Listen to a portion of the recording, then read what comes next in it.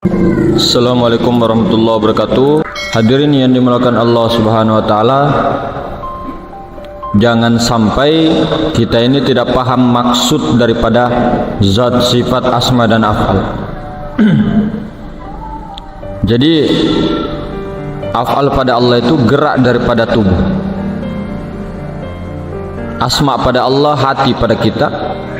Sifat pada Allah nyawa pada kita. Kemudian zat pada Allah apa pada kita? Disebutlah rahasia atau sir. Lalu apa yang dimaksud rahasia? Jadi rahasia ini barang yang disembunyikan, barang yang dirahasiakan. Maka rahasia ini adalah zat Allah Subhanahu wa taala. Jadi zat itu bukan bentuk-bentuk, bukan arat, bukan jisim, bukan jauhar, bukan jirim. Jirim itu apa? Bertubuh kasar. Bukan juga jisim, bukan juga jauhar, cahaya, bukan juga halus, bukan.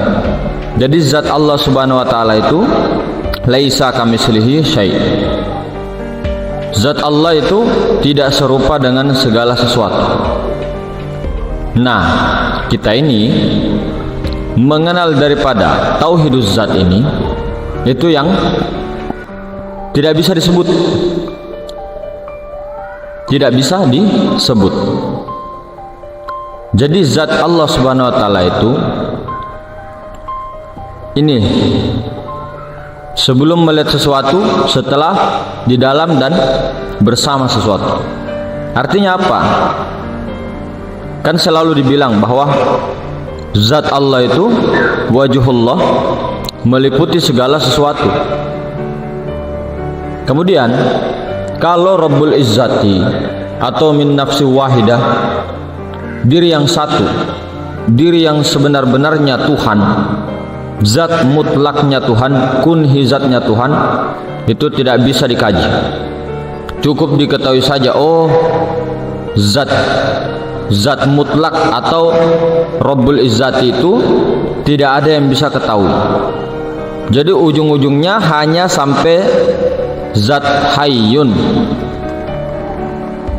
Jadi ini tidak bisa dikaji. Makanya tafakkaru fi sifatillah wala tafakkaru fi zatillah.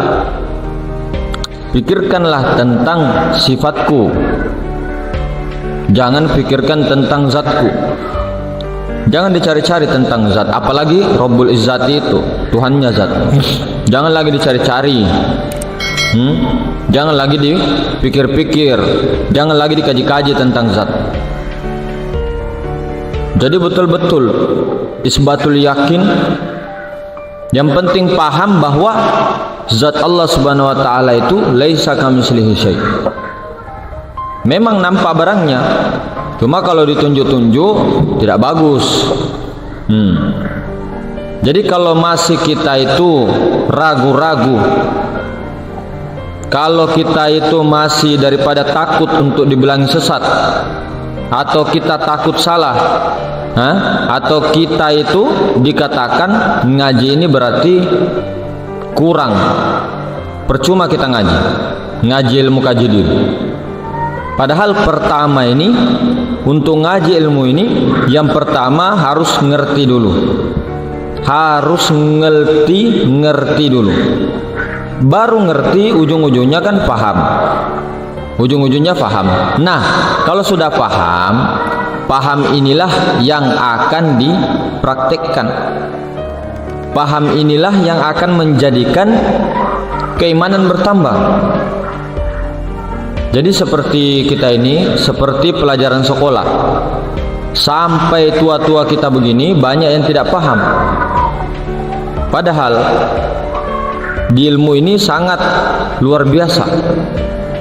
Sangat luar biasa, jelas dan terang. Kemudian ilmu ini ilmu dasar sebelum daripada masuk ke dalam ilmu syariat, ilmu dasar.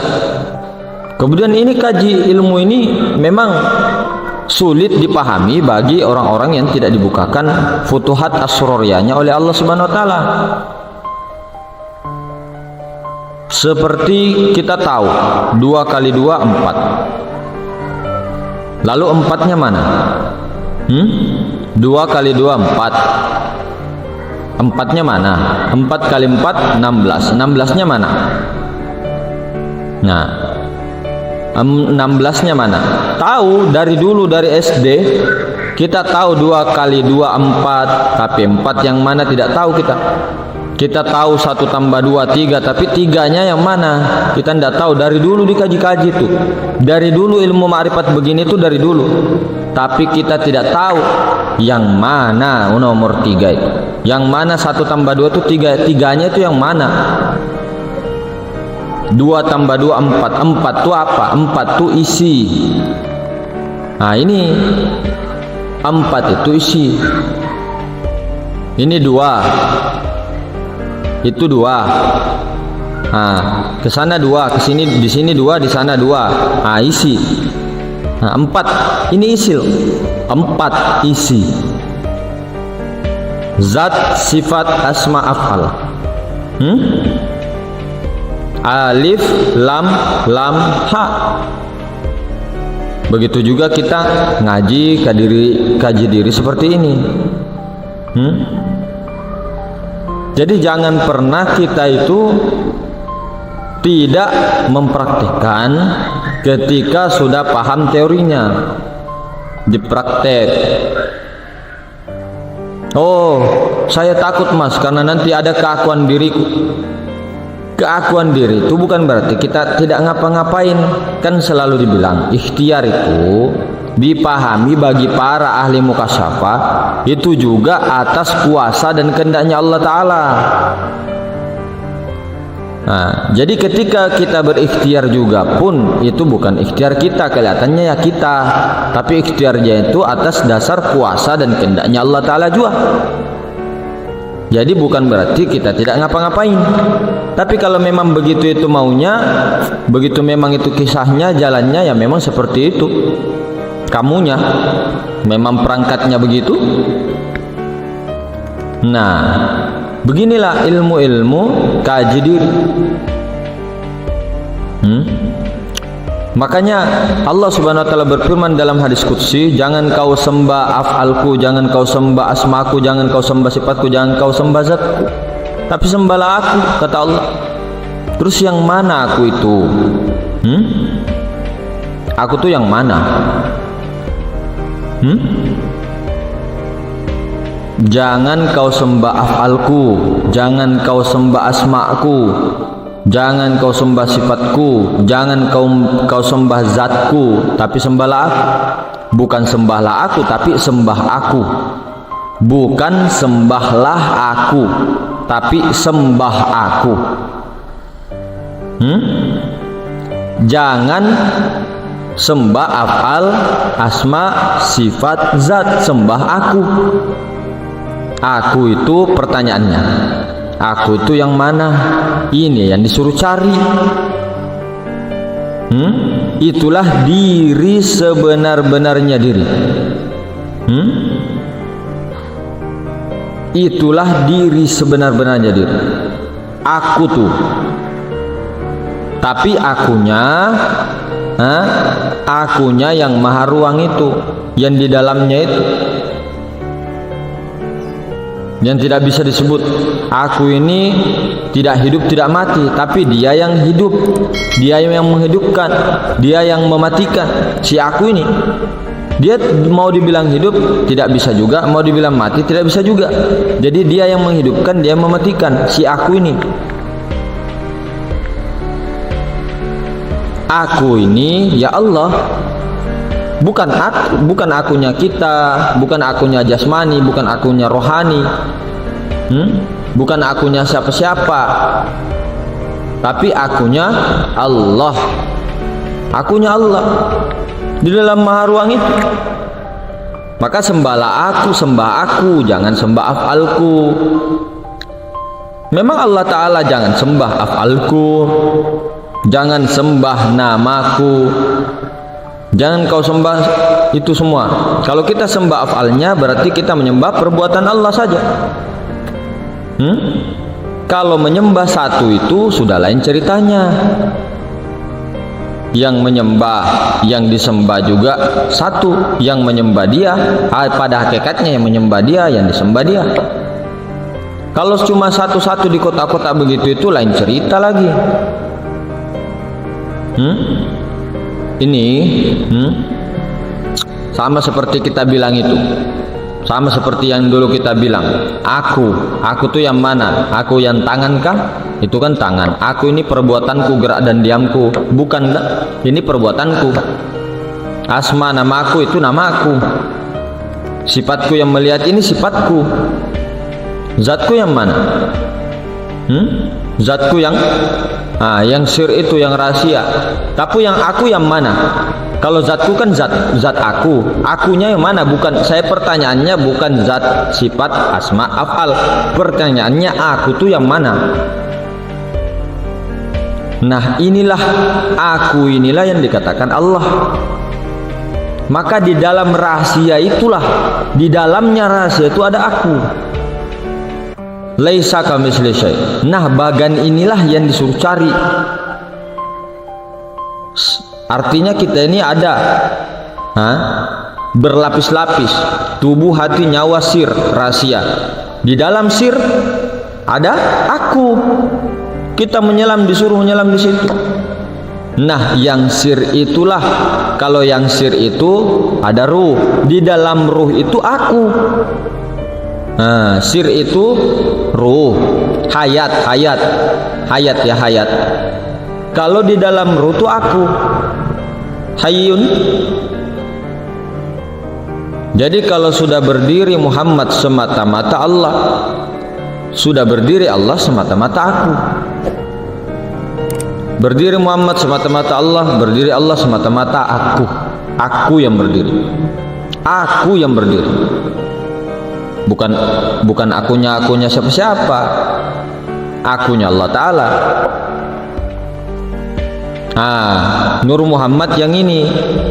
Adam itu sudah dibuang. Adam itu apa artinya? Adam itu tiada. Kita sudah dipahamkan Allah. Ini kita bahasanya. Sudah tidak ada lagi Adam. Bagaimana cara menjadikan ini Muhammad? Kepala ini jangan lagi pandang kepala, ini mim. Bahu ini jangan pandang bahu, ha. Pusat ini pandanglah mim. Kaki ini pandanglah dal. Mim, ha, mim, dal. Muhammad. Muhammad apa? Nur Muhammad. Jangan lagi ngaji kita, akui kita, diri kita ini Adam.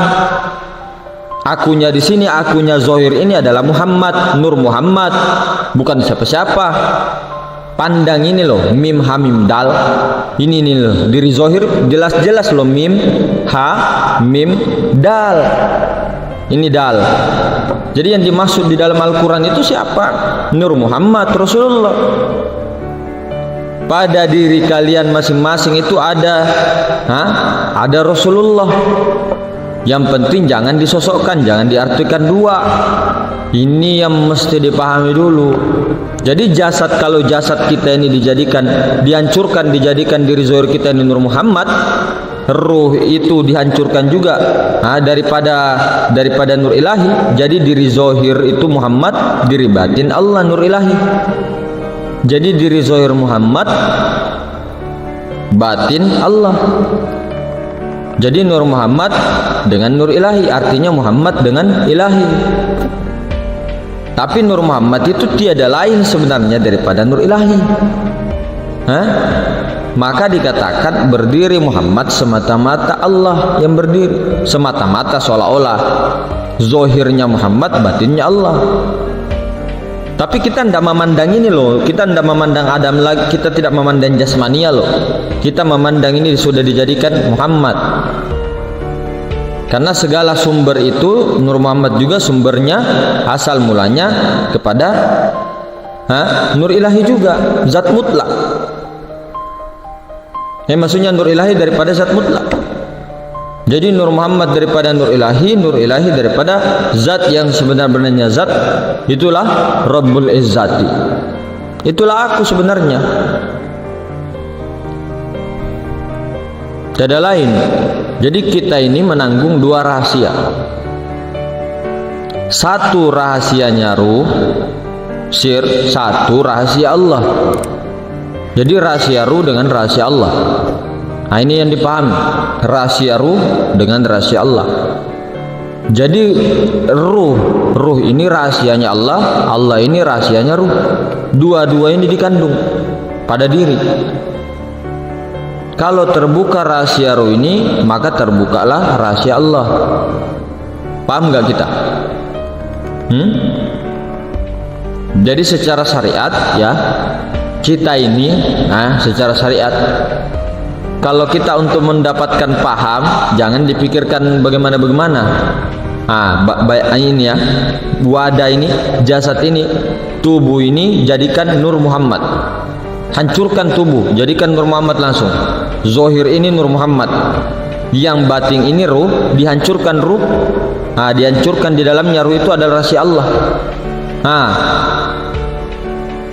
Karena ruh inilah rahasia Allah, insan yang disebut insan. Dihancurkan itu, ruh itu tidak lain daripada nur ilahi. Maka bergerak zohir ini, tidak bergerak jasad ini, zohir ini kalau bukan karena yang batin. Tidak bergerak Nur Muhammad ini kalau bukan karena Allah. Tidak bergerak tuh. Jadi kalau digaji pelan-pelan, tidak bergerak diri zohir ini karena bergeraknya ruh. Tidak bergeraknya ruh karena ada di dalamnya, yaitu aku. Jadi ini esa. Jadi kita menceritakan tentang martabat-martabat, kedudukannya. Jadi mulai dari martabat latayin, martabat ahadiyah, wahidiyah, ini semua sampai insan. Ini kan ceritanya aja, kedudukannya, cerita-ceritanya, level-levelnya. Oh, ini levelnya ini levelnya ini levelnya ini, kedudukannya ini, martabat ahadiyah ini. Tapi padahal itu juga. Contoh kalau kita waktu nama kecil kita dipanggil Aco, dipanggil Aco. Agak besar dipanggil Hamid atau Mamat. Agak besar lagi dikit waktu SMP SMA dipanggil Rahmat. Waktu agak besar lagi, dipanggil apa? Dipanggil Panji misal. Dia agak tua-tua lagi dipanggil Deng Serang misal. Sekarang punya anak, besok punya anak dipanggil apa lagi? Paluk Kak Manu atau apa? Itu martabat-martabat. Jadi dia secara kekatnya memang memang. Jadi qul huwallahu ahad, katakan aku tuh esa. Kalau esa artinya apa? Tidak terbilang, tidak berbilang. Kalau ada af'al, ada asma, ada sifat, ada zat, itu belum, masih terbilang. Harus esa, harus diesa, harus esa. Ada itu tadi, af'al, asma, sifat, zat, itu harus diesakan, harus ditauhidkan. Kalau dia esa, disebutlah Allah. Karena kalau masih ada af'al terpisah-pisah, belum disebut Allah. Nah, buktinya apa? Zat wajibal wujud, zat. Nah, kalau terpisah-pisah, zat itu hanya masih di alam ahadiyah, masih goibul guyub, turun lagi tajalli ke alam wahdah, ahadiyah wahdah, martabat sifat wahdah. Tadi martabat zat, turun lagi ke martabat wahidiyah, martabat asma. Ya kan? Zat, sifat, asma. Sampai ke martabat afal 4 itu. Ruh, misal ajasam insan, martabat afal itu. Padahal satu esa maksudnya. Kalau kita kaji umpama ini laut. Ini laut. Di atas laut ini belum ada gelombang, belum ada busa, masih laut rata, bersih laut, tidak ada gelombang, tidak ada busa. Nah, ini disebut alam ahadiyat, laut yang tenang, alam la ta'yin, belum ada ketentuan artinya. Contoh ya, contoh. Jadi begitu laut ini menunjukkan sifatnya, maka bergerak dia. Kira-kira begitu. Timbullah gelombang. Habis gelombang timbullah busa. Tapi gelombang ini adalah laut juga. Sebutannya gelombang, tapi air juga kan? Air. Cuma sudah bersifat, kira-kira begitu. Jadi karena gelombang ini taruhlah berbenturan satu sama lain, ya tak? Timbullah buih. Buih ini siapa? Buih ini masih air atau bukan? Kan masih air, masih tetap air. Maka dikatakan sesungguhnya segala sesuatu yang ada ini, segala sesuatu yang ada ini, bahasa sederhananya adalah kenyataan mazhar daripada af'al, asma, sifat dan zat. Mazhar kenyataan zat, sifat, asma dan af'al. Namun pada hakikat, jadi wujud segala wujud ataupun maujud wujud ini adalah wujud Allah. Segala macam wujudnya buih, gelombang, laut, air, itu semua wujudnya air. Makanya dikatakan walillahil masyriqu wal maghribu fa inna ma tuwallu fasamma wajhullah. Barat dan timur adalah milikku, kata Allah. Kemanapun engkau hadapkan wajah Muhammad, menghadap dimanapun, di situ ada wajahku, disitulah wajah, kata Allah.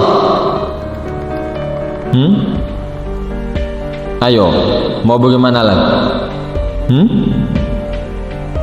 Kira-kira bagaimana lagi? Mau menyesatkan orang berapa ribu orang gitu?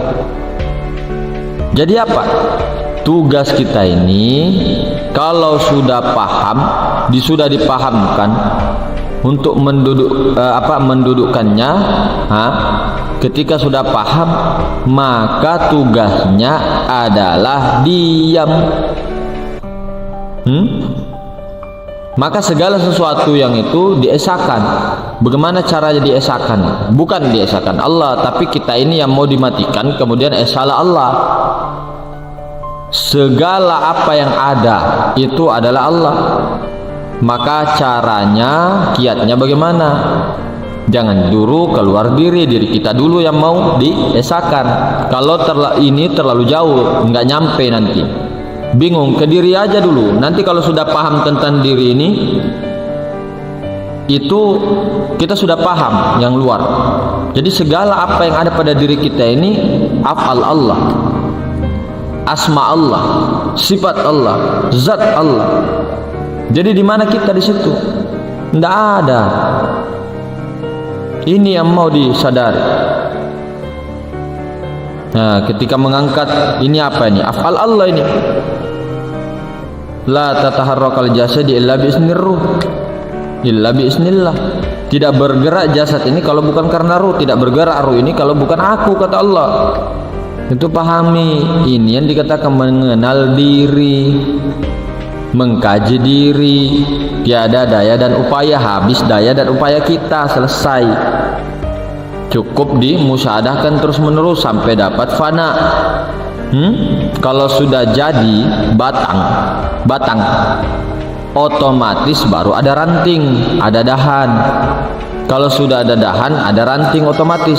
Kalau sudah ada ranting, otomatis ada daun, otomatis ada buah. Nah, ini juga kayak begini. Kalau sudah kaji ini jadi pada diri, besok mau dijadikan apa saja, jadi. Jadi artinya apa?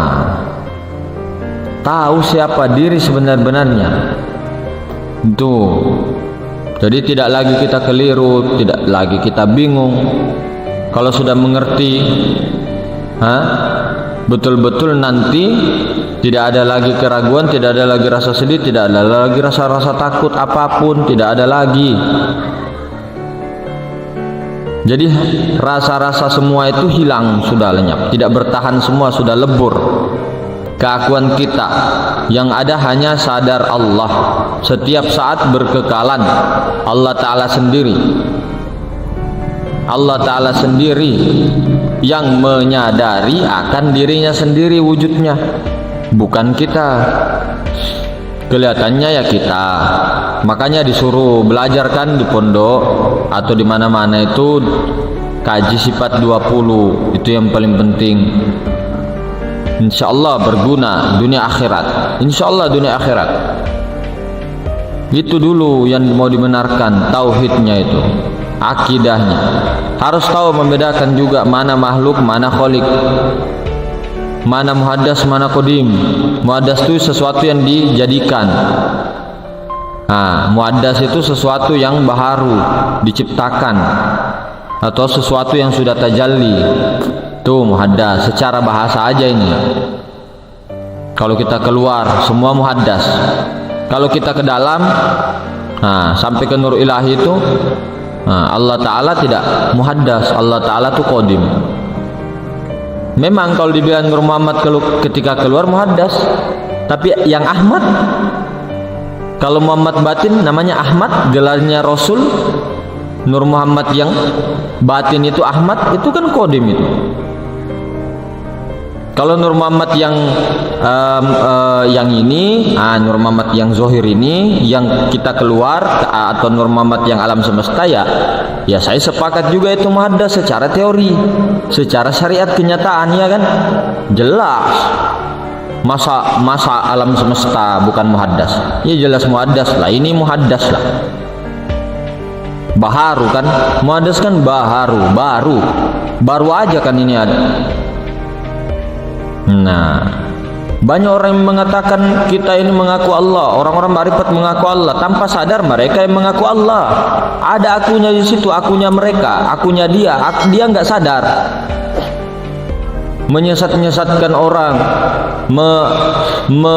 inikan orang, memfitnah orang mengaku-ngaku Allah, bukan mengaku-ngaku Allah. Dengar dulu baik-baik, kaji dulu baik-baik, tabayyun dahulu.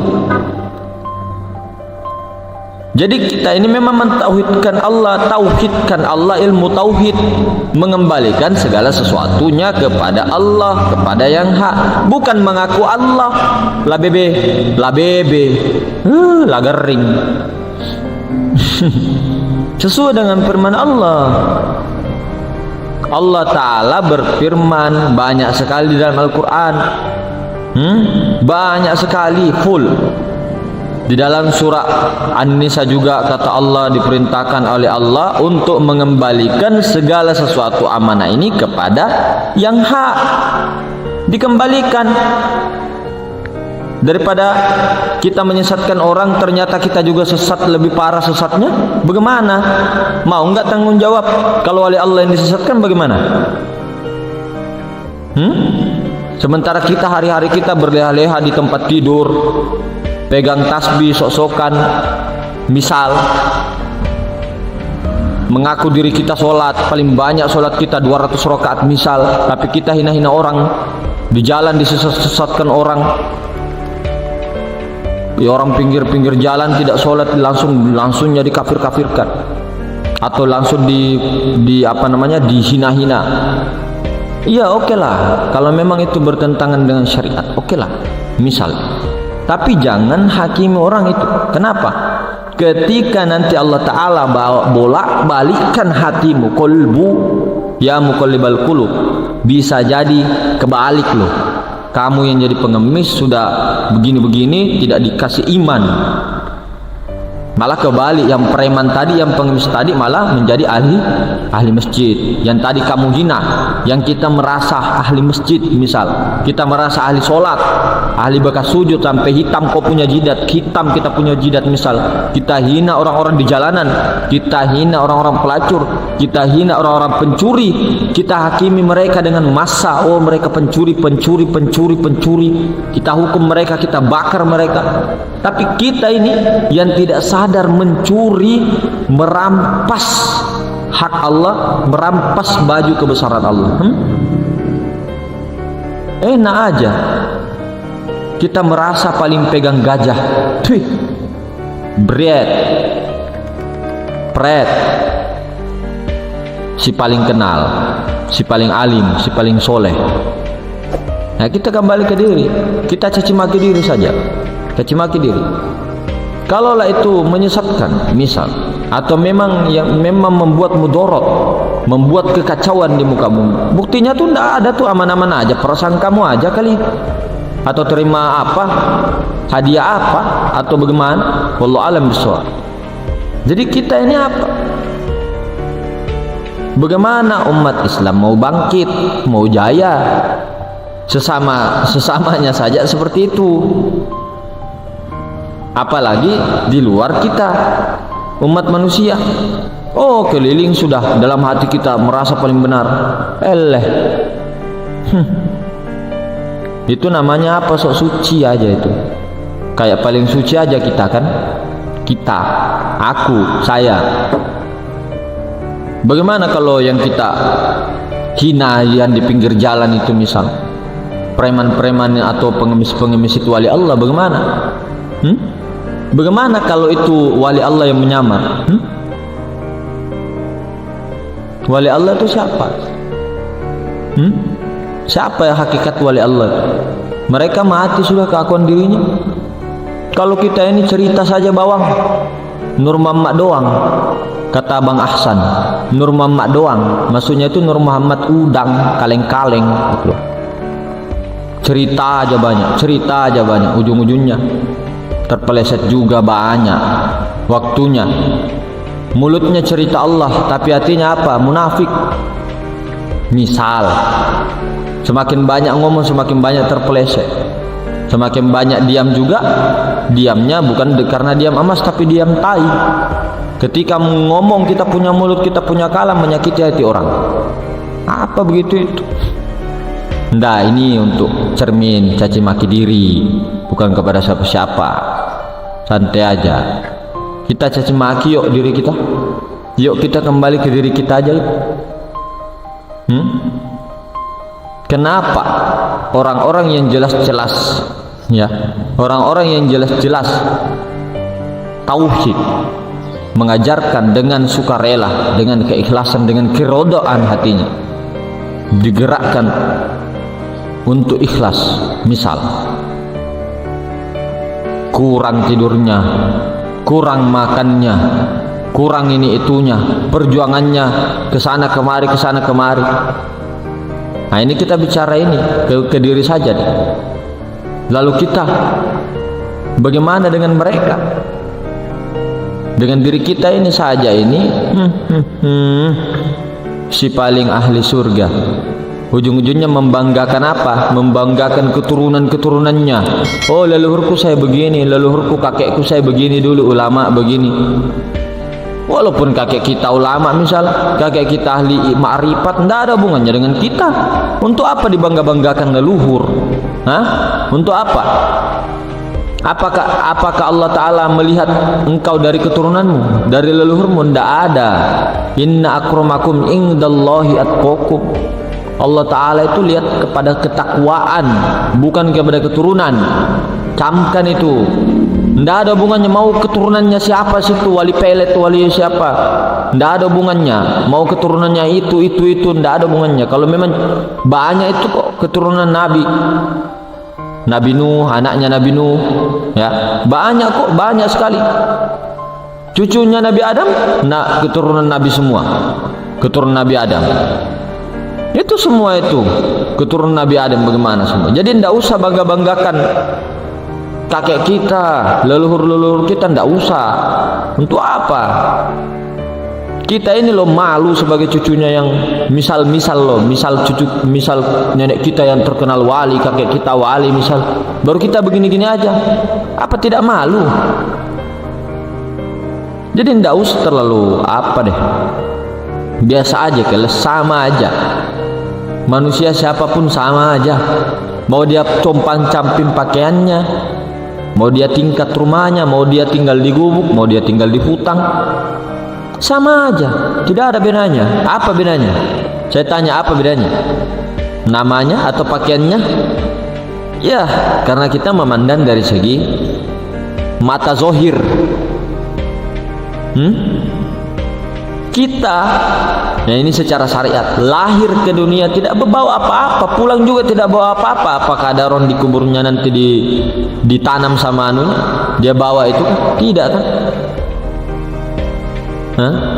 Kita dalam keadaan telanjang datang ke sini, pulang juga telanjang. Di padang mahsyar telanjang. Apa mau dibanggakan?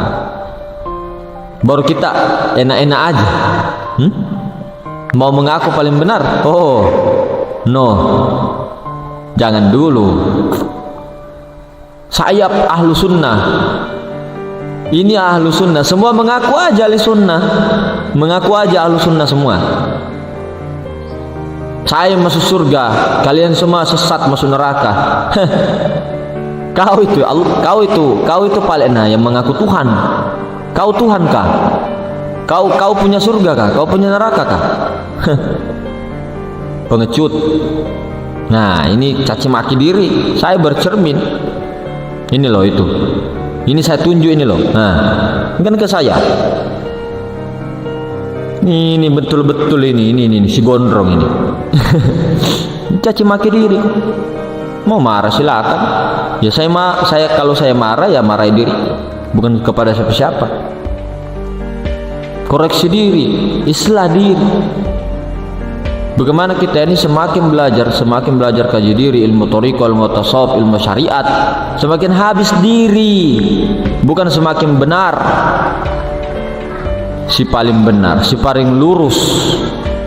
Nah, jadi mungkin begitu, saudara-saudaraku, dirahmati Allah. Sehat selalu, berkah selalu. Assalamualaikum warahmatullahi wabarakatuh.